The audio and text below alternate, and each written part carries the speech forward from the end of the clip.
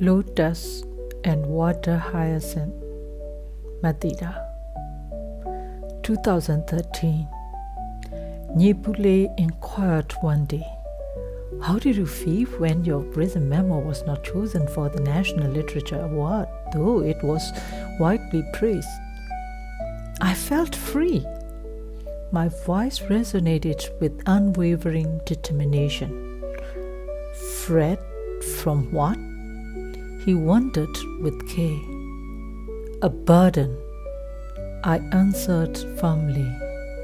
"A choice that threatened to accept or refuse the award." A rich, warm laughter buzzed beneath the sunset. During those 23 dark years of fierce reign, the Myanmar National Literature Award bore a tarnished name. Though iron chains of censorship loosened in 2012, the weight of the past remained, and people were still wary of ties to power. His smile reflected his understanding of my stance. Although the sun set, the lotus and the water hyacinth flowers continue to bloom. 2016. 3 years passed, and Nyi Pu Lay stood still, though faced with the grip of a laureate, the National Literature Award. A fictional account of a doctor on a hilly hinterland had crowned his pen with the best novel feat.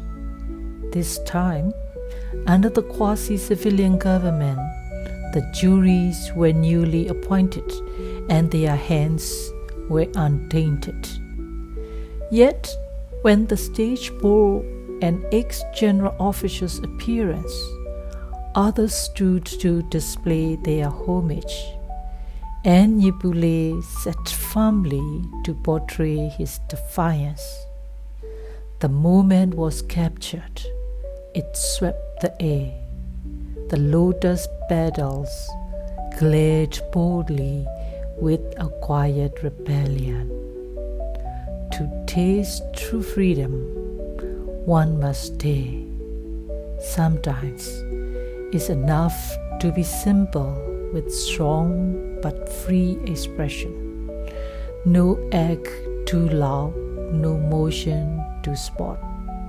Just sit as Nyi Pu Lay did. 2019. 3 more years had quietly flown, and Nyi Pu Lay and I were together on the stage of Assam's Grand Literature Festival, where words dance freely. The crowd admired his refined manner. Fellow writers and students also allied their hearts. But when the talk turned to Myanmar's wounds, civil-military relationship, I spoke with deliberate grace. Reconciliation's vital, though a heart embrace. I strongly believed it could be achieved if all parties were sincere and committed. Yet Nyi Pu Lay, with a stern, unyielding gaze, declared, "I'll never forgive these tyrants." In India's land of vast freedom and Myanmar's winds of a bit of change, he cast aside the chains of reconciliation. Unbound by the need for a graceful show, he stood fiercely and fearlessly honest about his unforgiveness towards the military tyrants.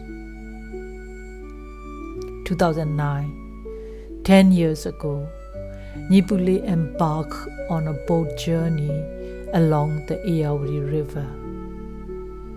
In The River Our Ayeyarwaddy film, he recited his long epic poem about this river, the country's bloodline. Those inhumane ones have greedily excavated the precious resources that are like the heart in your bosom, ruthlessly exploiting you out of sheer greed that creeps up their spine. နှလုံးသားနဲ့တူတယ်အဖို့တန်သယံဇာတတွေအငမ်းမရခေါ်ထုတ်ကြပက်ပက်ဆက်ဆက်သွေးဆုပ်ကြလောဘကြောမှတက်နေကြပြီအမေ Nyi Pu Lay boldly identified the culprit behind the nation's destruction through his words. Those people put the bait where there is fish and wash their hands off when there's none. They don't give others the catch, nor show them the neck. They wouldn't hesitate to exploit anyone. I hope they won't wince when it is their turn to suffer. ဂျင်းတို့တူပေါ့ငါပွက်ရငစားချရတယ်ငါမရရေချိုးပြန်ရတယ်လူအများကတော့အင်းစားလည်းမပေးကွန်ချက်လည်းမပြကြဘူးဘာနဖူးတိုက်ပူကြတယ်ဘယ်သူသေးဆိုတဲ့ဂျင်းတို့တူပေဘွားရောက်ရင်ခံနိုင်ကြပါစေ This poem also highlighted why, a decade later, he openly proclaimed his unwillingness to forgive the inhumane individuals on India's literary stage. 2022. 3 years ago, I spoke to Nyi Pu Lay with quiet empathy. I understand your hesitance to leave the country, I murmured, my words flowing like a gentle stream. Though I cannot return now, my departure was never meant to be permanent. Nyi Pu Lay let his words unfold like lotus petals in the dim light. Yes, I see your perspective as well. His tone lays with a thoughtful weight. For me, freedom feels like a distant memory. I also do not want to face unknown restrictions abroad. Here amidst this new normal, of course not because of COVID-19, I remain connected with my family and loved ones from afar, living in a real virtual world. The faint glow of a battery-powered light softened his face. Sure, for me, it feels like walking two distinct realms, one rooted in reality, the other alive in a virtual presence.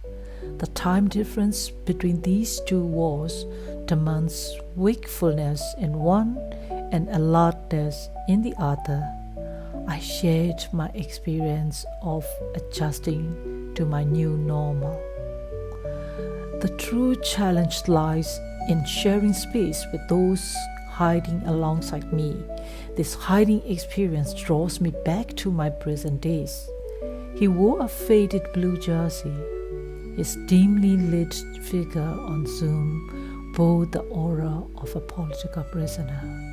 The shadows of resilience were engraved into his sincere gaze. Beneath the open sky, I remain unchained. But without a place to call my own, I drift like a water hyacinth. I'm foreign, alien, adrift, because I am in a state of statelessness. My white woolen sweater caught the glare of the bright yellow table lamp. Its light to the stark. My words hung heavy in the shared silence. Via messenger, he sent a beautiful sketch of a European building adorned with flowers on its walls. I remembered that he received my gift through someone and used those brushes and pens to create the drawing. He also requested that I send some sweet photos from Europe. Although his flowers in the sketch are colorful, his hideout room lacks a face. However, the lotus rises unblemished from muddy waters, and the water hyacinths thrives naturally in fluctuating environments. 2023. Are you cheating them? I know you need to trick the military junta for your safety in your recovery period, right? Please reply to me. With extreme anxiety and full of confusion, I sent this message to him after I got a message from our mutual friend saying that Nyi Pu Lay passed away an hour ago. Of course, he did not reply to me. A sudden heart attack took his last breath. The grimmest issue arises when the health problems strike.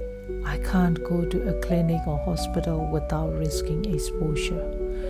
Being charged with defamation against the military means I must keep my hideout a secret.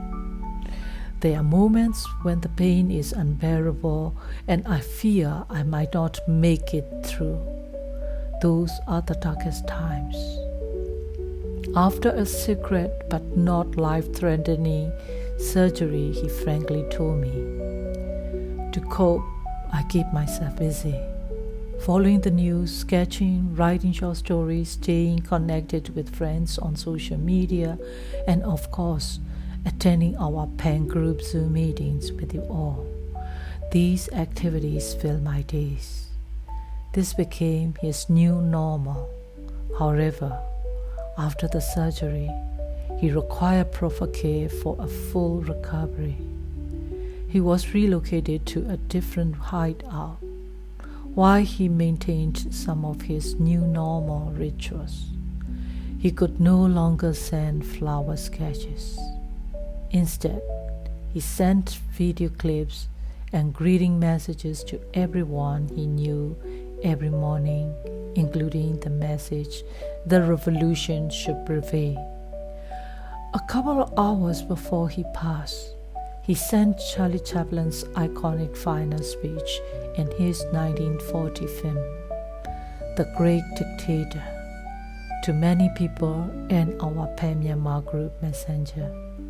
In this speech, Charlie Chaplin said, "We think too much and feed too little." Nyi Pu Lay showed deep emotions and helped those around him feel the same. Not only his family, but friends, kin, and peers voiced how his words had softened their fears. His bright and gentle glow messages left people with a feeling of heavy loss. Some were unaware of his silent despair, but saw only his loving kindness. He showed no wince, no sign of fear, but just love and care for many people. The lotus rises unblemished from muddy waters. How fortunate you are in your final breath to be held by those you love in the shadow of death. But here, in exile's solitude embrace, I think people might find my decomposed body in a forgotten space. Peaceful and powerful farewell to your liberation, Saya Nyi Pu Lay. I wince to whisper this soft goodbye. I will try to live this very life until I die. Thida, 11 January 2025.